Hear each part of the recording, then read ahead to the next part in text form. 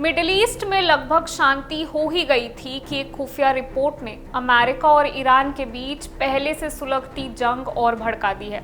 इस वक्त एक इजरायली खुफिया रिपोर्ट की चर्चा हर जगह चल रही है, जिसमें इजराइल ने अमेरिका को बताया है कि ईरान ने खुद राष्ट्रपति डोनाल्ड ट्रंप की हत्या की एक नई साजिश रची है।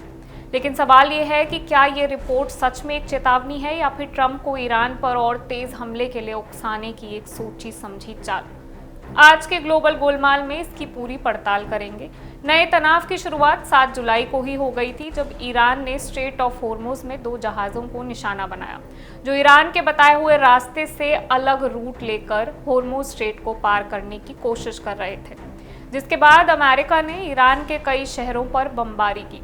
राष्ट्रपति ट्रंप ने साफ ऐलान किया कि अमेरिका ईरान के बीच हुआ 60 दिन का सीज फायर समझौता अब खत्म हो चुका है। इसके बाद से अमेरिका और ईरान के बीच लगातार हमले जारी हैं। अमेरिका ने ईरान के करीब 90 सैन्य ठिकानों पर स्ट्राइक की है और जवाब में ईरान ने खाड़ी देशों में मौजूद अमेरिकी बेसों को निशाना बनाया है। तनाव के फिर से शुरू होते ही तेल की कीमतें फिर बढ़ने लगी हैं। कच्चे तेल का भाव $73 प्रति बैरल के आसपास पहुंच गया है। इसी तनातनी के माहौल में एक नई खुफिया रिपोर्ट सामने आई, जिसके बाद लग रहा है कि ट्रंप और भड़क गए हैं और ईरान पर हमले तेज हो सकते हैं। CNN और वॉल स्ट्रीट जर्नल की रिपोर्ट के मुताबिक इजराइल ने इसी हफ्ते अमेरिका को खुफिया जानकारी दी कि ईरान ने ट्रंप की हत्या की एक नई और खास योजना बनाई।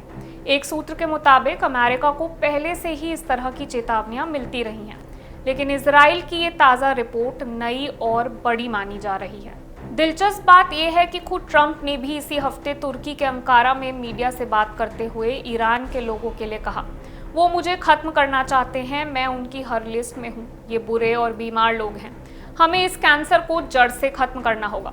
ट्रंप ने यह भी कहा कि उन्हें हाल ही में एक नई लिस्ट के बारे में पता चला, जिसमें उन्हें ईरान के टॉप टारगेट बताया गया, जिससे साफ जाहिर हो रहा है कि इजरायली पीएम नेतन्याहू अपनी खुफिया रिपोर्ट से ईरान की शांति भंग करने में कामयाब हो गए हैं। गौर करने वाली बात यह है कि अमेरिका ने अब तक ना तो इस खुफिया रिपोर्ट की पुष्टि की है और ना ही इसे खुद वेरीफाई किया है। 2 सूत्रों ने CNN को बताया कि अमेरिकी खुफिया एजेंसी ने इस प्लॉट को इजराइल की चेतावनी से पहले ट्रैक भी नहीं किया था। यहीं से शुरू होता है असली सवाल। कई अमेरिकी अधिकारियों ने खुद CNN को बताया कि इजराइल की ये रिपोर्ट ट्रंप के फैसले को प्रभावित करने की एक कोशिश हो सकती है, क्योंकि ट्रंप इस वक्त ईरान के खिलाफ अमेरिकी सैन्य कार्रवाई को और तेज करने पर विचार कर रहे हैं। खुफिया समुदाय में कुछ लोग इजरायली रिपोर्टिंग को लेकर वैसे भी हमेशा शक में रहते हैं, और इसकी एक बड़ी वजह इजरायली पीएम नेतन्याहू है। वो शुरू से ही अमेरिका ईरान डिप्लोमेसी के सख्त खिलाफ रहे। गुरुवार रात ट्रंप और नेतन्याहू के बीच फोन पर बातचीत हुई, जिसमें नेतन्याहू ने ट्रंप को तुर्की के साथ प्रस्तावित F-35 डील को मंजूरी ना देने की चेतावनी दी। अर्दोआन के इजराइल विरोधी बयानों पर भी चिंता जताई। यानी नेतन्याहू अलग अलग मोर्चों पर लगातार ट्रंप के फैसलों को अपने पाले में मोड़ने की कोशिश करते रहे हैं। और ट्रंप नेतन्याहू के रिश्ते भी हाल के महीनों में लेबनान में इजरायली सैन्य कार्रवाई को लेकर तनावपूर्ण रहे हैं। यानी सीधी भाषा में, भले ही ये खुफिया रिपोर्ट सच हो, लेकिन इसके सामने आने का समय और तरीका इस पूरे मामले को सिर्फ सुरक्षा चेतावनी से कहीं ज्यादा एक रणनीतिक दांव जैसा दिखा रहा है। इस पूरे मामले का एक और गहरा कनेक्शन है ईरान के पूर्व सर्वोच्च नेता अयातुल्ला अली खामेनेई का अंतिम संस्कार, जो 28 फरवरी को शुरू हुई जंग में मारे गए थे। उन्हें आखिरकार ईरानी समय के मुताबिक सुबह 10 जुलाई को मशहद की इमाम रजा दरगाह में दफनाया गया। इस दौरान मशहद में उमड़ी भीड़ ने खुलेआम ट्रंप को मार डालेंगे के नारे लगाए। सड़कों पर भी ट्रंप विरोधी बैनर लगे दिखाई दिए। ईरान का ये गुस्सा नया नहीं है।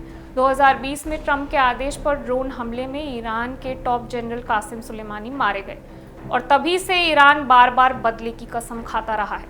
यानी माहौल ऐसा है जहां ईरान की तरफ से ट्रंप को धमकी मिलना कोई असंभव बात नहीं लगती। लेकिन ठीक इसी भावनात्मक मौके पर आई इजरायली रिपोर्ट सवाल और गहरा कर देती है। दिलचस्प बात यह है कि इतने तनाव के बावजूद अमेरिकी अधिकारियों के मुताबिक ईरान के साथ पर्दे के पीछे बातचीत अब भी जारी है। दोनों पक्ष अगस्त के मध्य तक एक न्यूक्लियर डील तक पहुंचने की कोशिश कर रहे हैं।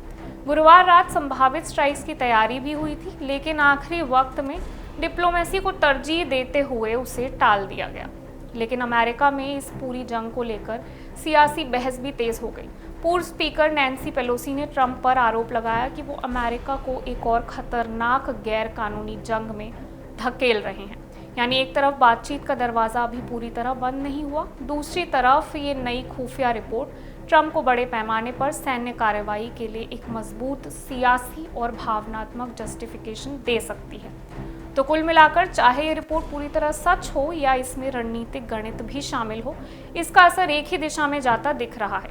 ट्रंप के पास अब ईरान पर और आक्रामक कार्रवाई का एक ठोस बहाना मौजूद है, और जिस तरह नेतन्याहू लगातार ट्रंप को सख्ती की तरफ धकेलते नजर आ रहे हैं, उससे साफ है आने वाले दिनों में ये जंग थमने के बजाय और भड़क सकती है।